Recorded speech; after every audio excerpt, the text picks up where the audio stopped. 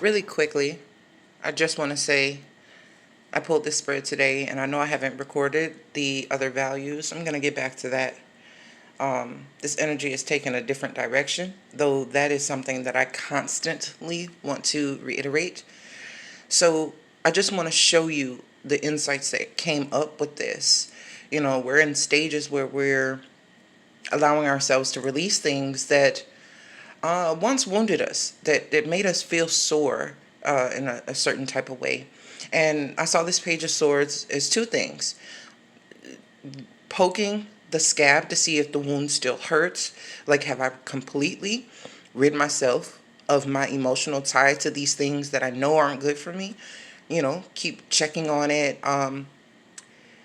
looking out for messages or different memes or different things that are coming into your environment, reflecting what you feel. Do these things still create a sore spot in me? Are these things still relevant to me as they once were? Am I still aligned with this type of pain or this type of perspective?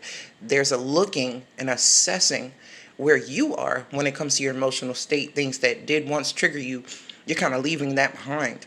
It no longer has the same effect, but you're still gauging to see, am I truly healed from this? I can say I'm done with this and I'm over this, but what does it feel like when I look at it outside perspective? What am I talking about? What am I bringing up in conversation? Because those are the things that you'll know are still affecting you emotionally and subconsciously. As an empress, the empress has a past too. She wasn't always an empress, even born into a position where you are empress like. You still have to develop the qualities that assert that empressness. You're still human. Not every Princess Diana was not automatically a princess. That's a role she grew into because she carried it within her being, and she went through the hard work. It's still a work in progress. This is something you always have to work to maintain. So once you get to this status, you can be represented by the Empress 1,000 times in the tarot, but you're not always going to fully encompass or carry these qualities on a day-to-day basis. This is something that you have to work to maintain. It's an upkeep factor, and this is kind of the assessing, male or female, but typically the feminine aspect when it comes to the way that you feel and the way that you present yourself and put things into fruition and grow those things. It is the Empress quality, masculine or feminine. So we do have a feminine principle here, a masculine principle here with the Magician, showing that this is a constant work. This is a constant state of mastery that one has to carry. Ten of Wands is something that is continual, and you will come to a place where you begin a new project and a new thing, but something that is already in motion needs a level of sustaining and needs a level of continued effort for oneself. This Page of Swords also look to me as other people watching you go from a state of leaving something behind. Like, it's very visible that you are outgrowing something, that you're not fitting the old emotional state, and that's being observed, and that is why the view of Empress is here. But below the surface is still this 7 and 7 mirroring each other, and these two combined 7, this is a whole etheric row where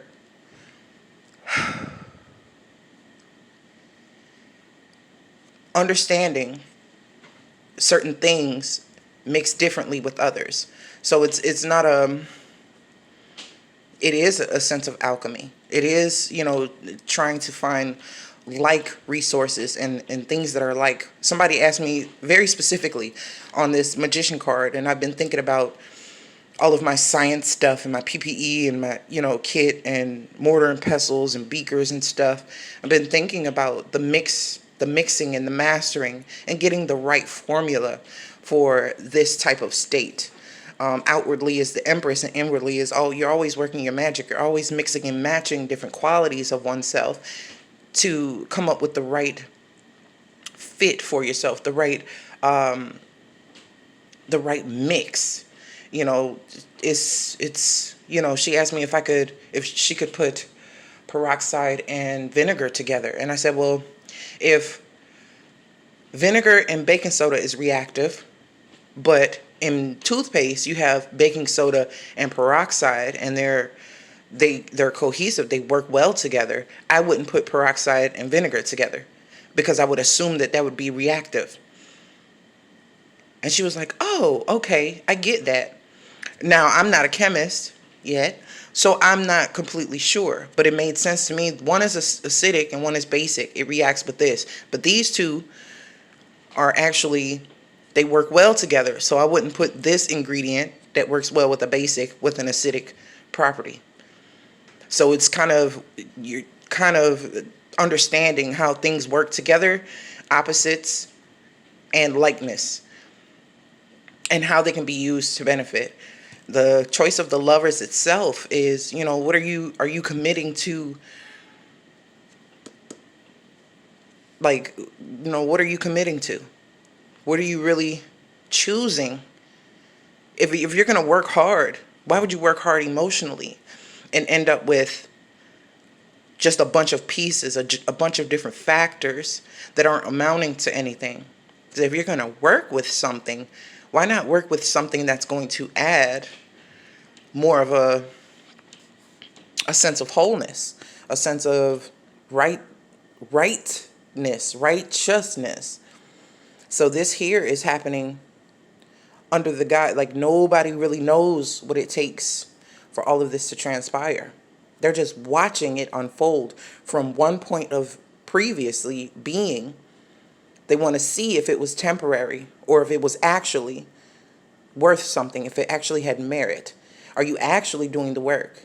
Because that's how you get to a point of leadership. People are watching, engaging your progress when it comes to these emotional awakenings, progresses, detachment, even if it is visible, even if you're doing it on social media. You're being watched by people who don't know how.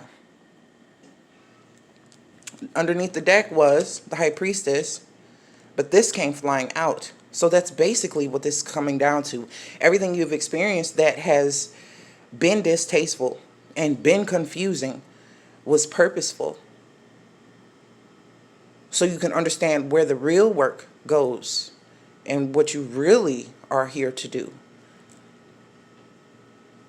It looks like a person was not confused by outside sources. It's that they did not want to fully encompass the power that they had.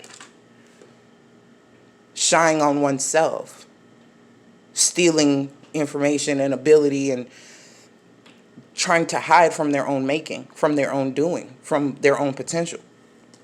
So the choice was never about another person. It was like, are you going to choose to stay confused when you're really not? You're keeping your power at a minimum as if you are confused. But the only confusion is that it was you. I, one, me. This not being, and this is going to reflect in your environment.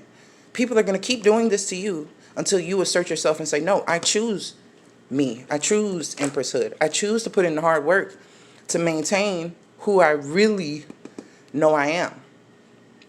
Instead of trying to hide it and assume, because I'm seeing outside of me, that it's someone else lying, someone else being deceitful. That was a choice to deceive oneself away from the true power. And that's what brings the Empress and the High Priestess